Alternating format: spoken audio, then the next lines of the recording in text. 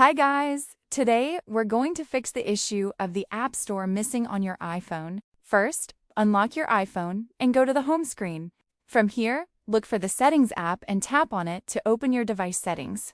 This is where most system controls are located, so if something is restricted or disabled, we can usually fix it from here. Once you're inside settings, scroll down slowly until you find the screen time option. Screen time is mainly used to manage device usage and restrictions. Sometimes the App Store gets hidden because of these restrictions. So tapping screen time will take us closer to the solution. After opening screen time, scroll down a little more until you see content and privacy restrictions. This section controls which apps and features are allowed on your iPhone. If the App Store is disabled here, it can disappear from the home screen. So tap this option to check the restrictions. Now, inside the Restrictions menu, look for iTunes and App Store purchases and tap on it. This area controls permissions related to installing or deleting apps. If the installation option is restricted, the App Store icon may not appear on your device. At the top of this screen, you will see an option called Installing Apps.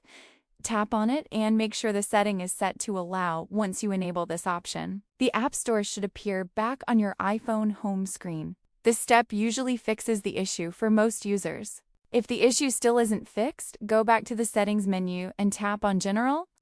This section contains additional system settings where you can reset certain configurations on your device. Sometimes resetting settings helps resolve hidden system issues. Now scroll all the way down and tap Transfer or Reset iPhone.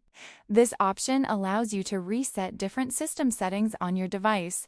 It's usually used as a final solution when other fixes don't work. From here, you can reset your iPhone if necessary.